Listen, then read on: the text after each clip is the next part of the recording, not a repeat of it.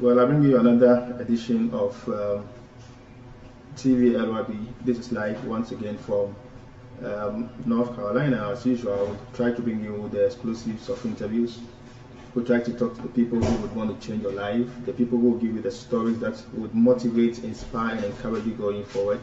As has been the case since we started transmitting live from North Carolina in the US of A. The last time we spoke to an Army officer, one major, a lady, and the feedback that we got from viewers and listeners were motivating, they were inspiring, and they were encouraging. And so we want to keep bringing you more of such exclusives. It's prominent Ghanaians who have lived their lives well, who have made one impact or the other that is very positive. Which positive stories we want to get you to be motivated about.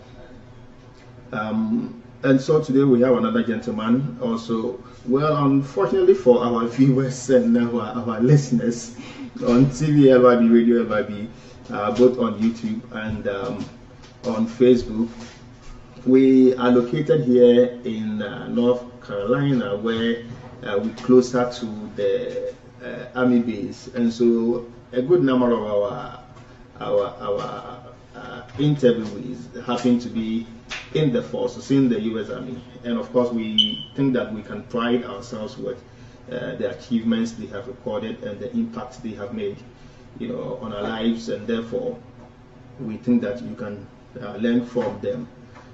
So today we bring you another officer of the U.S. Army, Ghanaian. He's lived and made a mark for himself and therefore for Ghana, because he represents Ghana in my estimation. I'm sure you're going to love to see and to listen to him. Those of you who have been into student politics, you should know him. I am told that way back at UDS, he was very powerful in the corridors of student politics. He was so influential, and he was one of the movers and shakers of the political, student political systems. So you should love him. Once I put the promo out there, I have had a galaxy of people who have, sent messages and sent likes and sent me text messages, inbox to say, look, we know this guy. He was part of us, and we know what he can do and what he's capable of doing. And so I bring to you this afternoon. Let me see this gentleman here first, then I bring you this gentleman. This gentleman is called the Prof, Isaac Anab Awasa.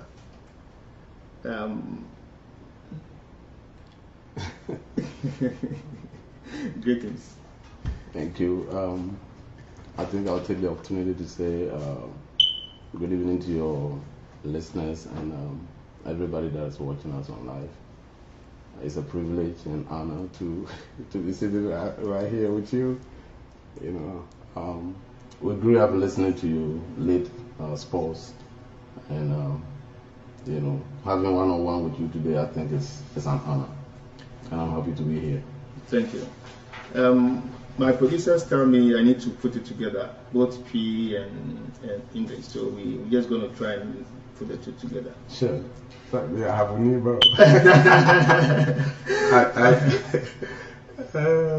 have a neighbor. Okay. What do you call for holiday now? Who are you? Well, Isaac Anab Awasa. I started my infancy with Isaac Dauda. The very many that knows me from Isaac Dauda, and in a small village close to Gorso in the Ahafo region called Mehami. So I started my infancy there, and along the line I added my great grandfather's name to my own name, so I eventually had 4 names: Isaac Anab Dauda Awasa. But a lot of people know me to be Prof Anab, and maybe I'll tell you in depth why I got a prof and why I don't have a PhD. I'm not in the classroom, but a lot of people call me professor. I think it emanated as a result of me being very curious when I was a little boy.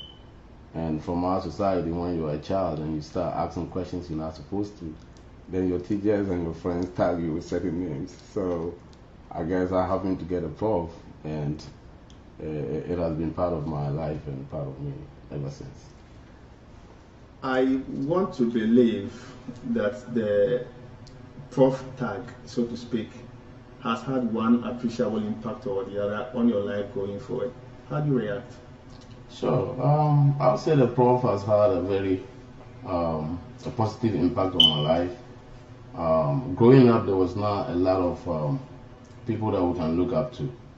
I think the village that I was before I migrated to Kumasi, the only few that we could look up to was my own uncle, Honorable Colin Dowda, because that was the only icon that we know. So everybody want to be like Collins Dowda. We all want to be MPs and stuff. And since I was Isaac Dowda, Collins Dowda, he's a very good friend of my dad, more or less like a father, an uncle. So a lot of people tagged me to be his biological son. So, and with the prof, a lot of people, oh, okay. I mean, it's not strange because his father is Collins Dowda, so it's not strange that he's intelligent. But I wouldn't be here saying the prof hasn't had an impact on me. I have had that in me, and then it kind of motivated me trying to push forward and trying to break, I would say, the yoke. Stuff, things that people thought we couldn't do in the community that I grew up from, because it was more or less like after middle school, which we call JHS in Ghana, then they all move to either Kumasi, Accra to learn trade or whatever. And the few that go to high schools after completion, they can't further. So I made it a point that I wouldn't stop anywhere but the university. So that was just my goal. And fortunately for me, my uncle visited and he was like, "No, you're not going to stay here." So I think I was in my 6th grade or class 6 in an international school in an area called Dadia Soba. So I went to 2 Brigade base.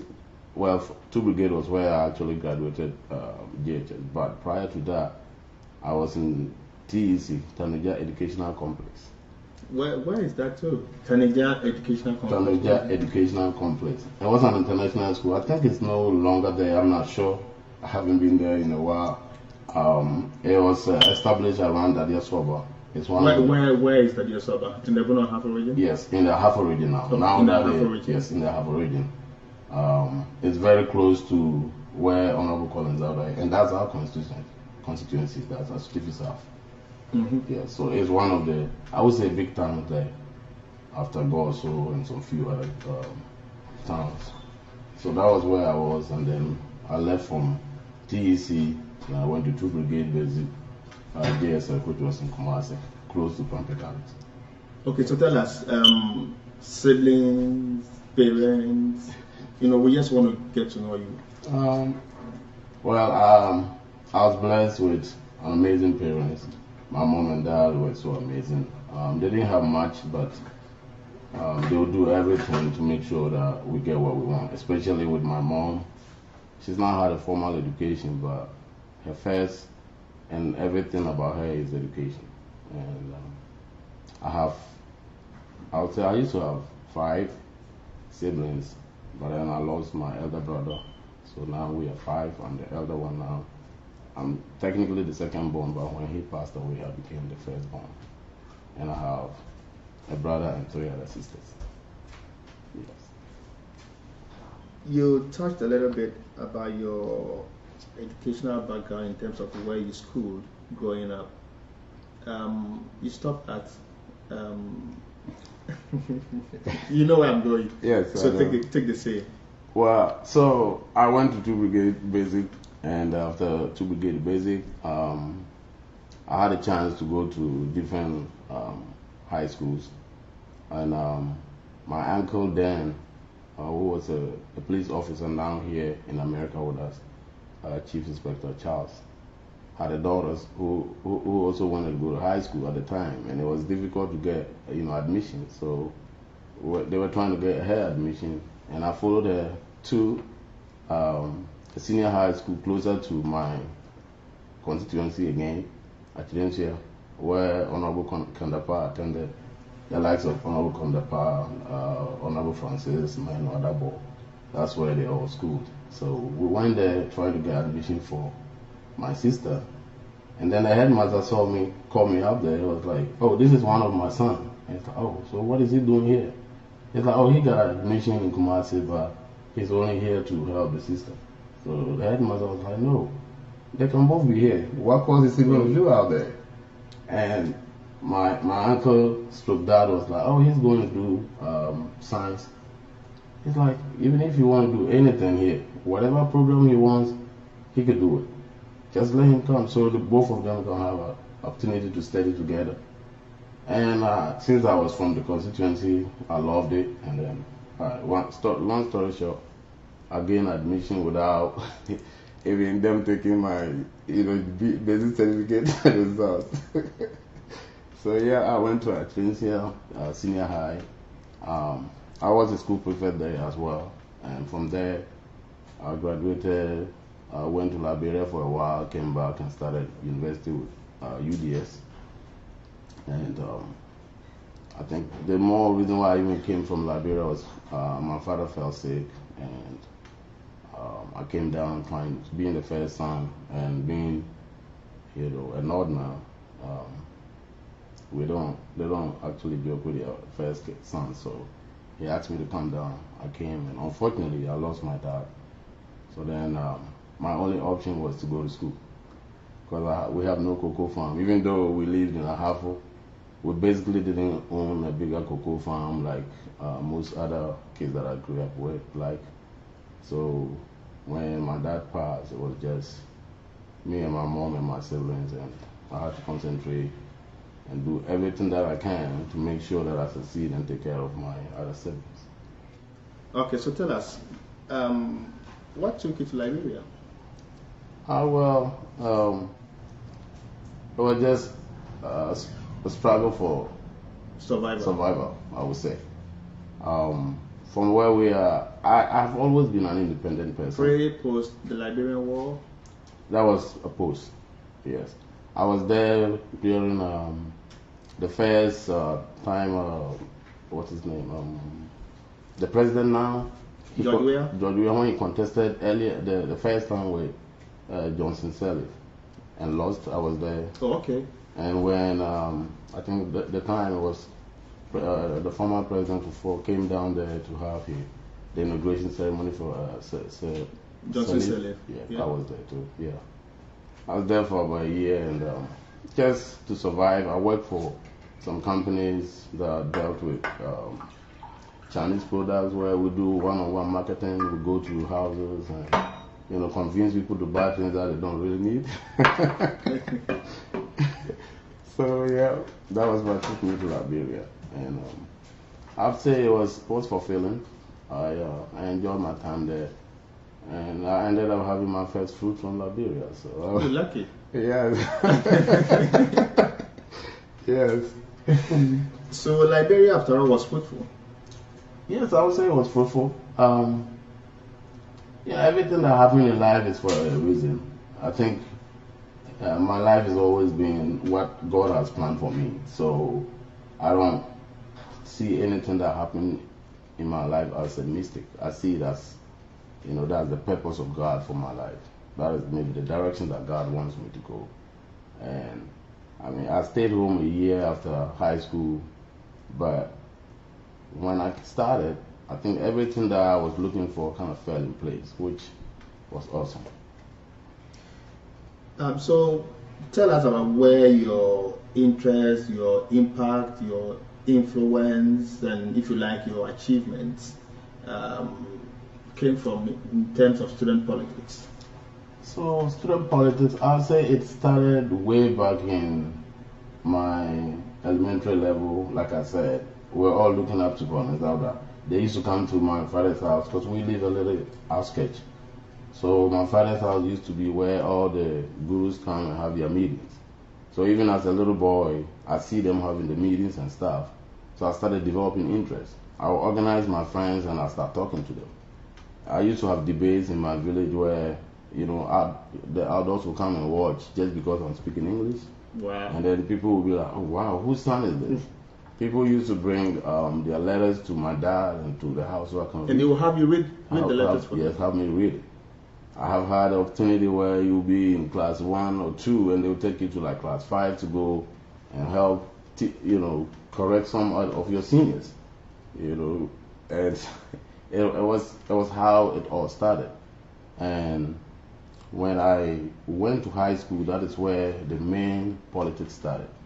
I was in the business class, and business students didn't involve themselves in politics. So when it got to our year, my colleagues were like, hey, this time we're taking you to go for the school prefect. And I was like, I'm not going to do it. And I have a brother and a big brother who joined us later. His name is Honorable Aguma. I call him Honorable because he contested for Fijapa parliamentary seat. And he didn't win, but he made a great impact. And he was like, bro, this time you're going. We're not going to let the art students always, take us for a ride. And we business are also in. So I ended up contesting. It was a very tough one, but at the end of the day, I made that second, so I became the assistant school prefect, ASP, instead of the main one. Instead of the SP. The SP. Those days. Yeah, those days. But, the art students saw that it was a keen competition. Like, I went there, I just presented myself, tell them what I can do and what we can do to help the whole school. And devoid of what class you are or what courses you're doing, it has nothing to do with Which school was this again? At Senior High, we call it Achisco. Mm-hmm. Yes. So, I think we made a great impact. During our time, we were able to ride through Honorable Kandapa. We had a whole computer facility for the school and a lot of other amenities that they did. And which year was this? This was 2000 and I would say 2002 to 2004, yes.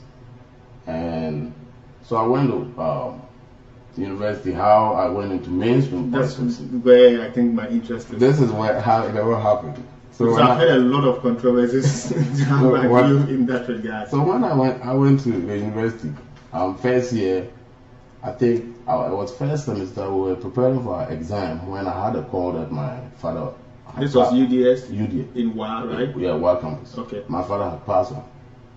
And like I said, I'm always about grouping people, helping people, and making an impact. So first year, when we got there, the prof just became like a household name. Mm-hmm. I organized some of my colleagues to my house.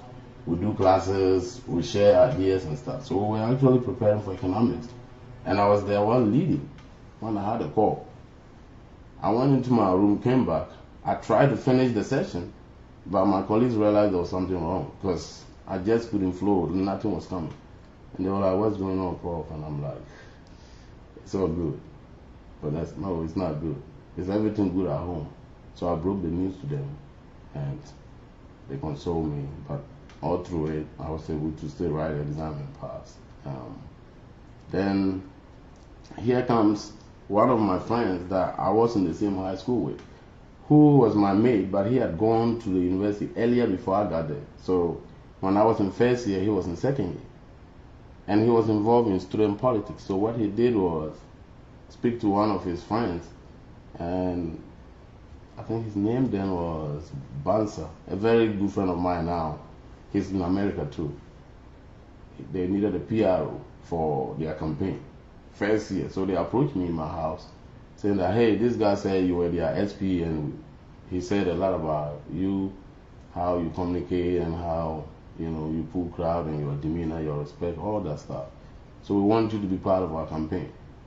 And I was like, I'm just a village boy, my both parents are from Upper East, but I was born in Ahafu. That's why I say me Ahafu Niba. Mm-hmm. Yeah, because me mama and papa in the Northerners.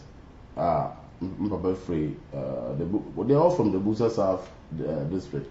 Papa pure from Kanjak, and I'm free VSC. Okay. So, both parents migrated and then gave birth to me in a halfway area. So I call a half home, and then I call, because at least I can speak my language too. So yeah, and so this guy approached me. It's like, are you going to help out? Like a village boy, I have nothing to offer. And they're like, yeah, we're not saying bring money or anything, but just if you can help us out. I said, well, why not? So that was how it all started at the university level. So I started going with them from hostel to hostel, campaigning. And it amazes me, I'll go to some of the hostels and they're like, the way you speak it, you should rather contest. Sometimes like, why are you being a PRO and now contesting yourself? And I'm like, nah, there's time and place for everything. So I keep helping and doing whatever that I was doing. Then comes second year. So we had a team. We had built a team. Because from first year, we built our team, and then we made sure that at least one person from our group who win either the SRC president and the NUCS president. That's how they planned the whole thing. So second year came, we started with one of our good friends. And then about, I think, 3 months, no, not 3 months, like, I would say about 6 weeks to the election, he pulled out for some family reasons and other stuff. So then it came to a point where they needed a candidate. And they were like, Prof, you already marketed yourself. We had a radio fix that I used to go as a panel. So I was constantly speaking on radio fix. And a lot of people thought I was actually a professor because they keep calling Prof, and I have a very deep voice. And you showed it by your deeds. So people were like, oh, is that a professor that's always speaking for students and all that? And so when people realized that I wasn't an actual professor, but I was a student, they were like, oh, okay, is that a prof? Is that a prof? And so I accepted a challenge to contest in the second year, which was unheard of. Yeah. So I contested second year. I won hands down from the first round. And on the second round, because I couldn't make the 50% plus one. Yeah. There's a runoff. There was a runoff. And during the runoff, you know how politics play in Africa. So they were bringing all kinds of. Especially if you didn't have money. I didn't have money. All I had was. You didn't have any godfather, you didn't have any influence. You were just all by yourself. I was just all by myself. And I didn't see it as a big deal. For me, I thought it was just a way to contribute my quota, try to help students. Add my voice to the voiceless. But it was, the dynamics was too different. So people were pulling in with heavy cars, with all kinds of things. My posters, I remember, it was like, I had a chain on with some, with some small. You really underestimated it. And people were like, oh, is that guy with a chain? So some of them were like, oh, be a bugger. So yes, it did. Happened that way, and unfortunately, the runoff didn't go well. One of my colleagues won, but I had made so much impact to a point where everybody was like, wow, second year student coming in and making this. It was overwhelming. And I'm like, okay, I just go back to my books to make sure I study and get away from here. Then come third year, 17 people contested. And I was like, no, there's no chance. I'm not wasting my money and my energy because first of all, we're combining that with academics was very tedious. And knowing very sure that I'm just by myself and the breadwinner and everything for my family. I didn't want anything to happen to me where my mom, has already lost so much. So I didn't want to be. So I told my friends, this time I'm not going. They kept, pressurizing me to go. I think I picked my form the last two days to the vetting was when they were like, oh, is he coming? He's not coming. And people started campaigning with my old posters. Wow. Even though I wasn't going myself. So I ended up, putting my name out there.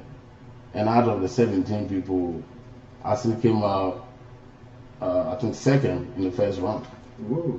Another round again. So I'm more or less like not a good if there was a So people were like, wow, we love your, your resilience. So yeah, I did win the game on my second time, and this time around, thanks to God and my team, we were able to win. We were able to overcome all the odds, and we learned from our previous mistakes and stuff. Because we were just making it like a kid play, but not knowing it was like a big deal. It meant a lot. Because all these big politicians were infiltrating. Yeah. That was how I got to meet a lot of big time politicians, and most of my colleagues now are in government and stuff. And they come in with all, everybody has their godfather and all that. So I was like, ooh, so who's my godfather? My only person I look up to is my uncle, Honorable Collins Dowden, and that was it. But I realized there was more to it, because he wasn't actually nurturing me the way my other colleagues were getting. Yeah. I only call him, hey, I'm doing some student politics. And then he'd be like, oh, go ahead, I wish you the best of luck. That was it. I don't ask him for money or anything. I never had any of that support. But then I won, and so Nooks has local level. The national level is there. So I was representing the WA campus. But here is the case, you have to be taking everything from the national level and making sure you make an impact in your local section. So I gained most of my popularity at the national level, but I was more focused on helping the entirety of the Ghanaian students and not just people in WA. And the only way I could do that is my influence through the national level, because we formed the central committee and all that. And when we go for meetings, everything that happened at the Nooks level was done by the local Nooks people coming together and voting and making sure that decisions are being made and all that. So yeah, that's how I got into student politics. Well, let me welcome you again, and we are live on TV LYB. We're fortunate to be talking to Isaac Anab Awasa. So far, I'm sure that you are beginning to appreciate the kind of person he is. We're trying to unveil him. He has so many sides. What you have heard is just a tip of the iceberg. We're just going to go into several other areas, and I'm sure that you're going to enjoy where he is now as an officer of the Army here in the US of A, and how he got here. And so this is just to let you know that going forward, we'll keep bringing you some of these interviews that are very exclusive, that are informing, and that are educating, and have the prospects of motivating and encouraging you to go forward. Let me ask you, Prof, looking back from where you have got the discourse, I would come to why and how you got here. Any regrets why you didn't stay in Ghana to perpetuate the agenda that you started from school? Because then you said, before we went off, that most of your colleagues are in government. If they're not in government, I know some of them were in government, because most of your colleagues are, playing key roles in both, forces of the political divide in Ghana, i.e. NDC, NPP, and from your trajectory to where you are, I'm sure that chances are that you would have been playing some appreciable role going forward in our political discourse. Any regrets why you didn't stay back? No, I wouldn't say regrets. I would say, there's a time and place for everything. I played my part, and I'm still playing my role. I think I didn't really join politics, student politics, because I just wanted to make a name for myself. All I wanted to do was to serve people, and offer my little quota and ensure that the Ghanaian students get the best that they deserve. And I think I'll still be able to do that even if I'm not in Ghana. I can still contribute my quota. The dynamics, can never be the same. Especially the kind of politics that we do back home in Ghana, the kind of influence that you bring to bear in Ghana. You are almost out when you are away. The kind of out of sight, out of mind kind of politics that we do in Ghana. I understand where you are going, but I think that it would have been more impactful if you were in Ghana. You don't think so? Oh, absolutely not. I would say I'm more impactful where I'm at.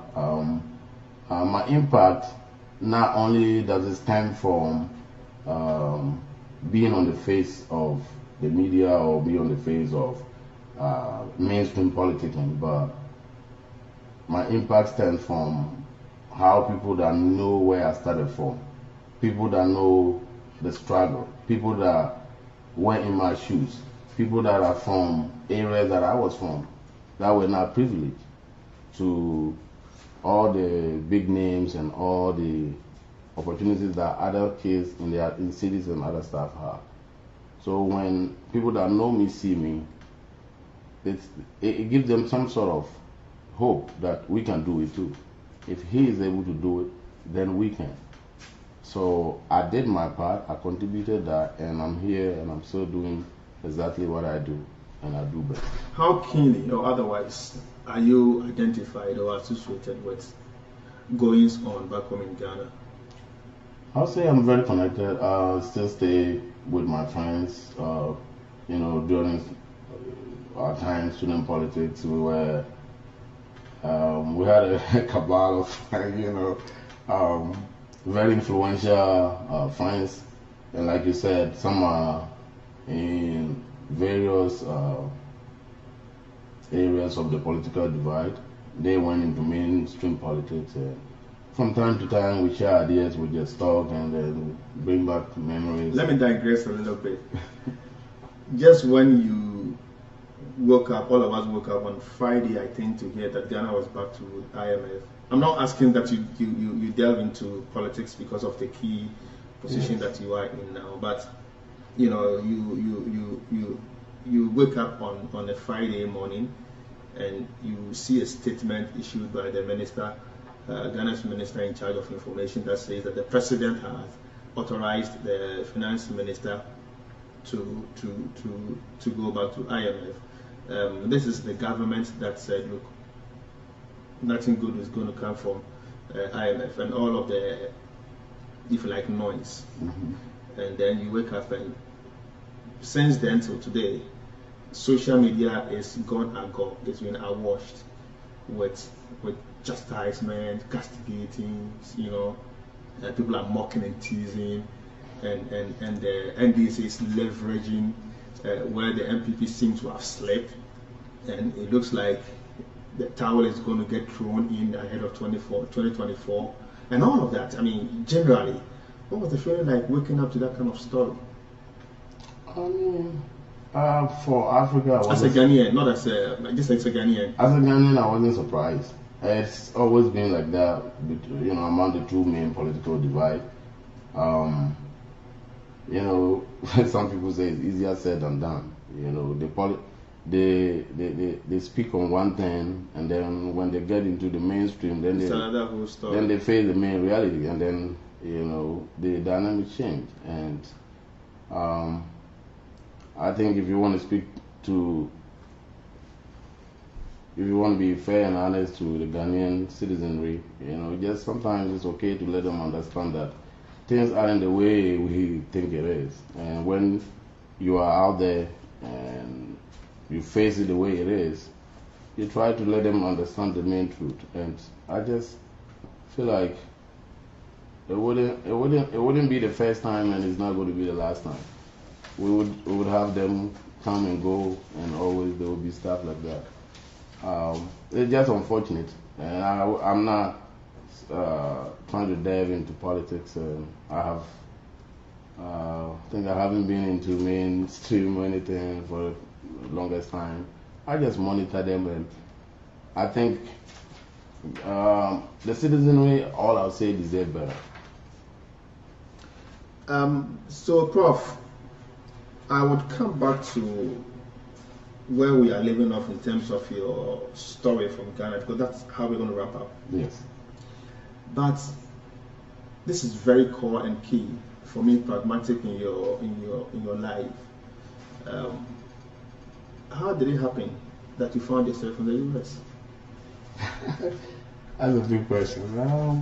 How I came to the US? Not necessarily how you came in, but how I got myself here. Yeah, and what life generally has been for you before we come to the substantive matter of your job now. So, I think, like I said, I came to the US still through student politicking. I represented Ghana, National Union of Ghana students at the United Nations Annual Youth Conference, and that was how I got connected with my wife that I've been married to now. So after the program went back and forth, and long story short, family brought me here, and I decided to stay and make sure I take care of my family. What has life been like so far? Before I want to go to why we are here, the question of your story of being an officer of the U.S. Army and how it's supposed to be motivating and encouraging people who are listening to you, people who are chatting the course that you've actually gone through already and all of that. But life before the Army, what was it like? Everybody has a story in America, so I had my fair share of it. I started from the Bronx in New York. Moved from there to Kentucky, stayed with my cousin for a little bit, and I couldn't, survive there. So I moved back to New York, try to hustle, because New York is more or less like living in Accra or Kumasi, basically what we are used to. So I worked with different companies and stuff. I work with a marketing company. I work as a landscaper. and the funny thing about me, when I was a landscaper, right? So, what? When we talk about landscaping, it's a little different in Ghanaian setting. So, we went to this house to cut grass, and I was on top of our truck. So when they harvest the trash, I will take it and then I'll put it on the top. So the apartment complex where we were, I happened to meet one of my mates from the university days. So he knew me. As soon as I grabbed the trash about to throw, then he came out of the room. He turned and was like, "Prof." Well, I had a trash in my hands like that, and then it kind of fell. You can't drop it, and you can't drop it. It just dropped. So all I said was, "Hey." So you couldn't hide after all? No, I told him, that's survival of the fittest. This is America. That's yes, right. I was your NUPS president. Yes, I'm out of the university. But this is a different land. That's right. And I need to survive, I need to provide for my family. And he perfectly understood me, and I told him. He didn't even have an option. He had no option. Of course. Because yesterday when I came home and I saw how you beautify your place and how it looks so neat, I was like, how did you do that? I didn't even know you did that yourself. Yes, I did. Yeah. I'm a man of a lot of stuff. So yeah, that was the experience I gained from working as a landscaper, and I did home care and all the other stuff. Yeah, before joining the military. Okay, so this is very exciting for me. I have a lot of interest in this one. The interest I have in this emanates from the fact that you've been a man of many parts. Even as you speak, there are sides that I didn't know, which sides you've made clear to us, which sides are motivating and encouraging, and we want to appreciate you for that kind of effort. Thank you. The Army, tell us. Army. Not just the Army, but the U.S. Army. Well, just like every country has an army, I was fortunate to join the most powerful army in the whole world. The whole world, and the whole continent. So it was a privilege for me. Like I said, after I moved out of my little community where I was raised in a barrack setting, 2 brigade. So all I saw growing up was the uniform. And I loved the uniform. And perhaps if I stayed in Ghana, I probably would have been a military officer as well. Because so you loved it growing up? I just loved the uniform. I thought I just could go through and go to the academy and become an army officer. And then right after college, and I migrated here. And when the opportunity presented itself, I was like, oh, it's a little different and easy to join here compared to back home. Isn't that easy? It's I would say it's entirely different. Comparatively easy. Comparatively, the process of getting into it is very easy as compared to home. That's how I'll put it. What kind of line are you drawing? How is that the case? Well, growing up in the... How is it easier, comparatively, to join the most powerful army in the world than to join our army? Let me just be charitable. Our army, the Ghanaian army. I'm not a recruiter, and I'm not trying to speak as a recruiter, but I'm speaking in terms of like the experiences that I had in Ghana. I remember 2002. I had to go to, how they used to recruit people in Ghana was you go to the stadium, and then everybody with their documents and stuff, you form a queue, they open up and we go, you run, they check, they do all those. It was like chaos. Weird, unimaginable ways of. And you could do all that, and still at the end of the day, you don't get selected. But here is a bit organized. They have recruitment centers in every corner you find yourself, or you just go online, Google, United States Army, or just Google the force in general, all the forces, and you have a recruiter reach out to you within the split and tells you what you need to present in order to join, as compared to the system that I knew in Ghana. I don't know how it is now because it's been a while.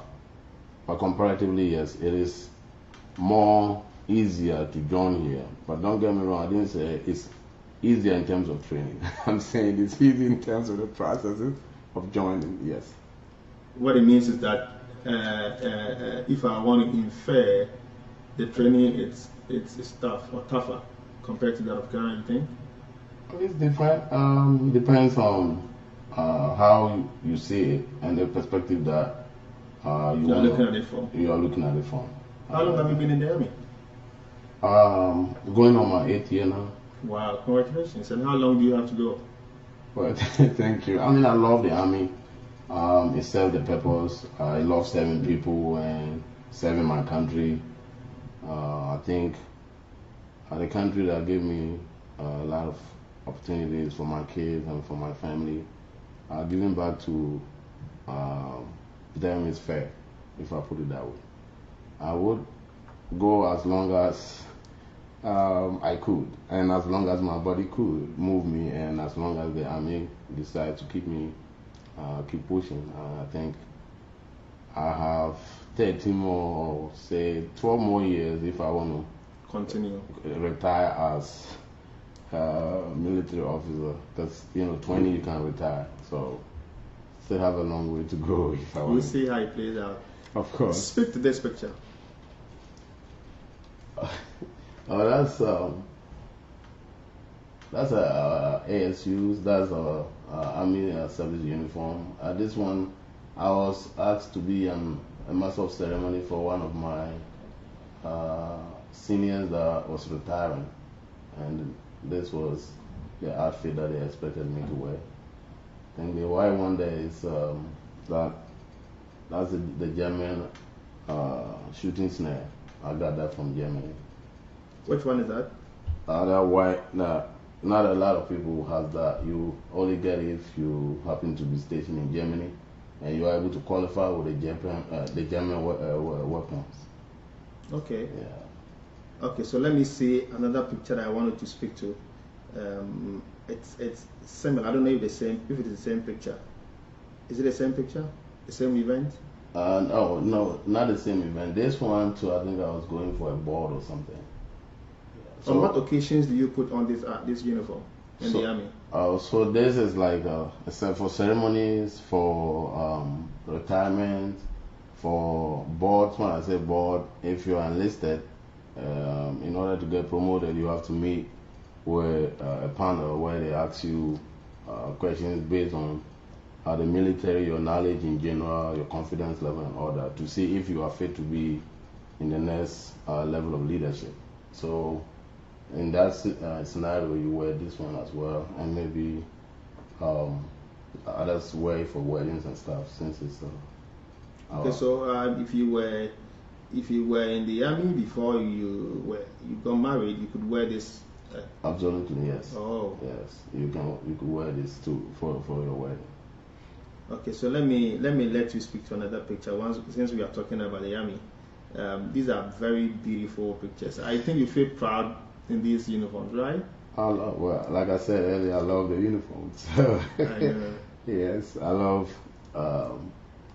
serving my country. Okay, so this picture, where was it taken, and speak to it?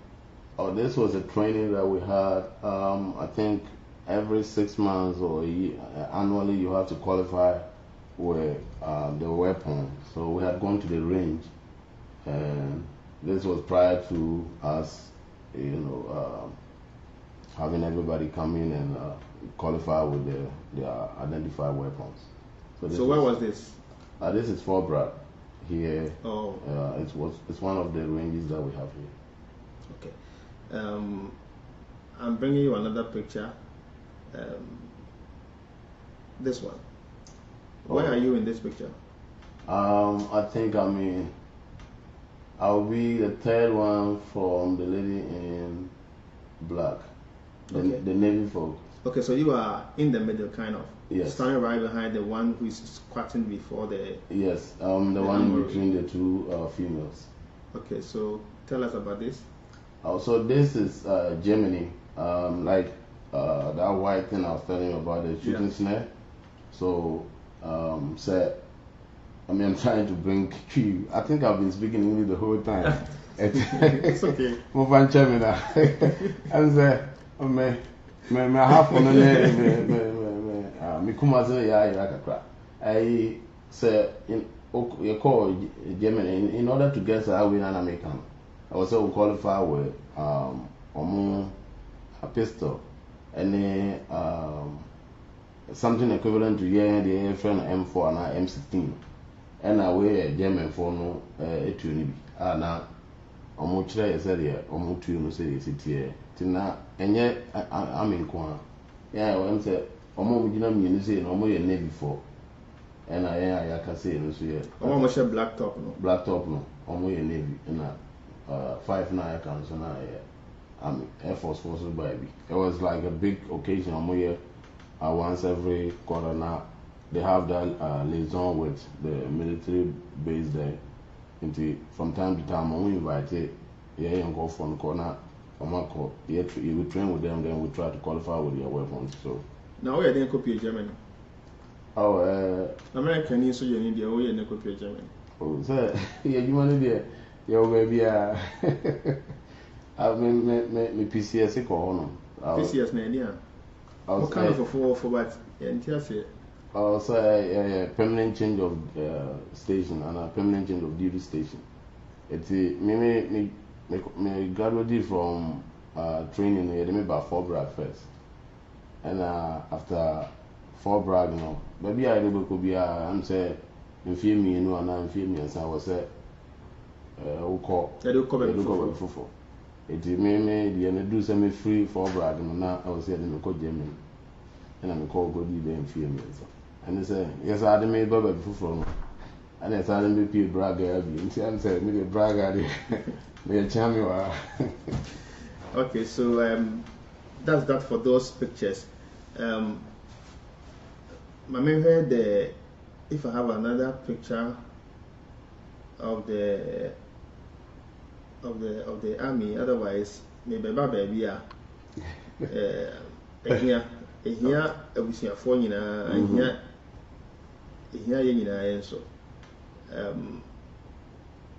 Mami and son up by me Musa Prof. Oh, worry. Yes. Happily married. Can we train? Yeah, my worry. And I don't watch Germany. And Mama come up in senior. me do me over deal.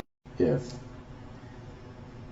Okay, so we are still live here on TV LYB, and we are talking to Isaac Anab Awasa. Those of you who know him to be Prof. Prof. Now picture here. So I said now swag number. Oh, really? I'm saying regular picture. I'm saying now my point. Sorry, I'm about to. Me dey vision for me.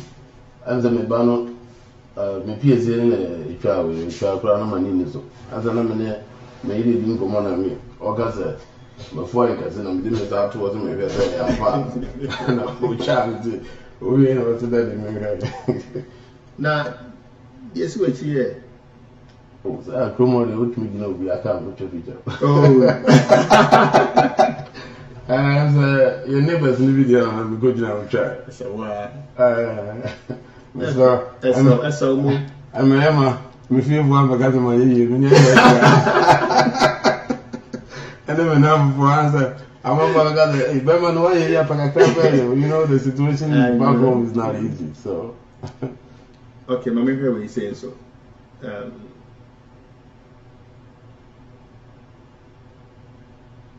Make a picture be ama. I'm worried. And I'm going more. Na so ya dinner. Everybody. Okay, so also I'm married. I mean, call back on so. Me free for me call back on so. Okay, we're back. Now when's where? oh, we're Germany. Oh, we're Germany. Okay. Madam, we only invite here to Ghanaian church be our home. Indeed, upon sorry, no things are not sorry, no will be an Indian chisa. And so my bad Germany, they are winning back on it. Me find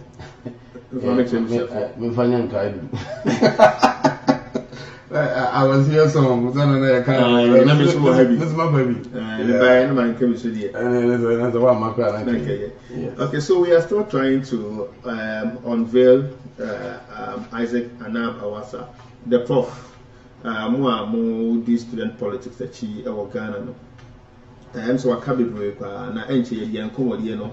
Ebeba here live on TV LYB. Now before say a day and comedy never every year no. My person Prof. Ebe can be big a crabby. The afa sanfoni ho ansa na picture ka man show I mean show na mfem emfe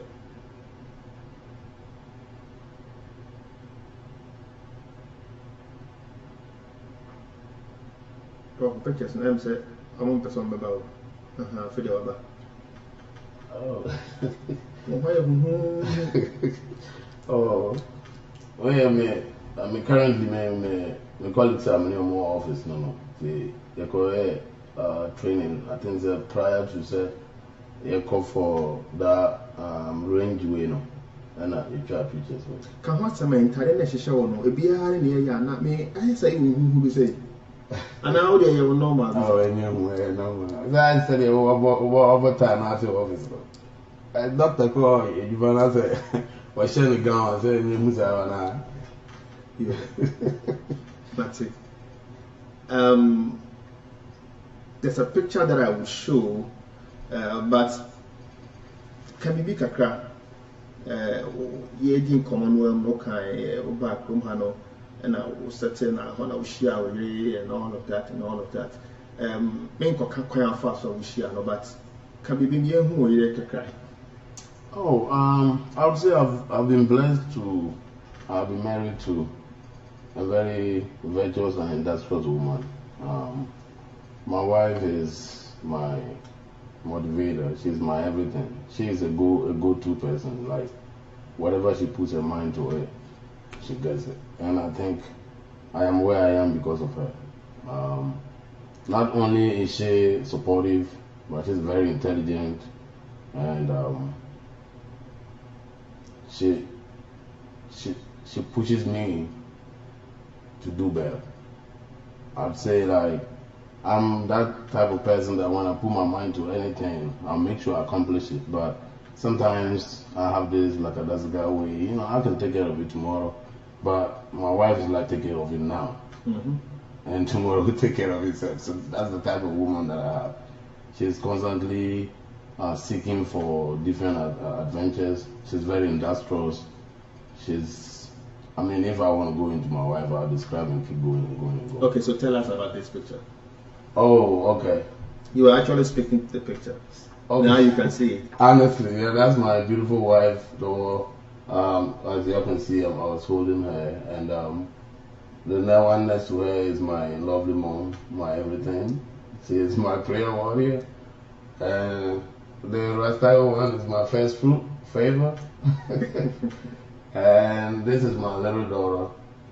That's my son Isaac Jr. So he is also Isaac Proff Jr. So yes, and the other three they were not here. They had gone to their grandparents in Connecticut when we took this picture.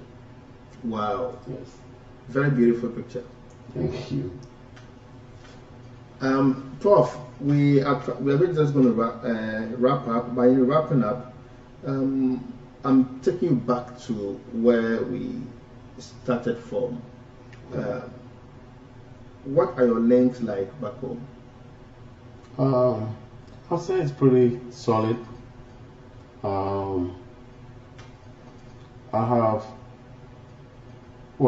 intend to retire and go back home, and with every knowledge and experience that we gain, we can still reach back to, you know, folks back in Ghana and help them out. So I always try to stay connected. I try to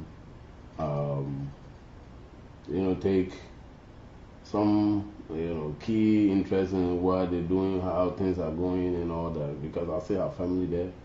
My siblings are still in Ghana, and you know, like I said, if I retire, I would like to be in Ghana. So I'm trying to get as much experience and as much knowledge as I can, and maybe in future after I retire, I can also still continue to do what I do best, like just taking care of people, making sure that I give hope to the hopeless, try to motivate people, especially in the hinterlands of Ghana. You know, that's where you see real life experiences. Like, I mean, the challenges out there is real, and that's where you see people like actually, you know, struggling to have a one meal, and people can go days and to other stuff. I mean, the gap is very huge, and that is why I try to help in my own little way to make sure that kids out there take their study serious and make sure they can also be able to bridge the gap and get to where they can be if they put their minds to it. From your story and from your impact and influence, regardless of how far it is from home, I think you are a motivating story on the move. I won't be surprised to go in my inbox and see a galaxy of people who appreciate the things that you have said. And to those who are looking up to you as a role model from listening to you, if you had a message that will keep somebody going, that will keep somebody moving, that will let somebody rise up and take the mantle, what will it be like? I will always say God first in everything that you do. And every no brings you more closer to a yes. So never give up. You know, the only way you can succeed is having a dream. So dream big, follow it through, and make sure that there is always a yes to every question or to anything that you're looking for. So when the first person tells you a no, it doesn't mean that that is the end of it. Maybe you haven't just met the right person. So just keep pushing, and at the right time and at the right place, if it is the purpose of God for your life, you will meet the right person, and the story and the narrative will be different. Just like my situation. I never dreamt of being here, but it just happened. So if I could do it, and I'm still trying, I know others can also do it, and others have done it before. So just have that, self-motivating thing in you, and that can do spirit. That is what pushes me, and I think that is why everyone needs to be able to succeed. I just want to give you the last word to want to say a shout out to as many people as you can remember. Yes, and then we can wrap up. My producer is giving me a signal. Mark Odomofa is the producer for the show. Okay. Chief producer. So yes, tell us. Wow. Yep. Well, I'll first of all say thank you to you and your family for having me here. I want to say thank you to our producer and my able striker, which I grew up watching a lot. My uncle Sankara used to love you play, and he always talk about you. So I had to. Sundays we can miss Kotoko games, and it's a privilege having you here. I just want to say thank you to my family, my wife, my mom, all the kids, all the friends around here, people that have supported me along the line, people back home, my friend and best friend who is out there pushing. Osman Ayarga, I know he's probably watching. He has an agenda going on, and we pray that he's able to, succeed. He's been an uncle. He's a very good friend of mine, and everybody else that I can't mention the names. I have so many families back home. My siblings back in Ghana, my leadership, all the army community here, Wilsons and the Ampofos, the Kantangas, and all of them. Well, let me pick a few comments that I have here, and then we can wrap up. Achisco is proud of you, bro. This is coming from Slim Fit. This is somebody's message to you. Yeah, that was my mate back in high school. Okay, so unfortunately we can't pick the messages that have come in, but we want to thank you so much for the opportunity to be here, Prof, and we want to also thank your family for giving you the permission to come. Hopefully we'll have you here some other time, and we'll be doing some other stuff. Sure. We have to be discussing the issues. We surely have to. I think there's a lot to be discussed, and I'm always available whenever you call. I can't say no to you, right? So. Thank you. Well, thank you so much for watching and for listening. Unfortunately, we can't go through your messages, but we thank you. We appreciate them. I thank Prof for coming. I also want to appreciate Mark Odomofa for doing a good job on the production. Some other time, as it's always the case, we'll be coming your way with another edition of the program. This is TV LYB live from the North Carolina and the US of A. Thank you, and thank you for joining us. We'll see you some other time. Bye-bye.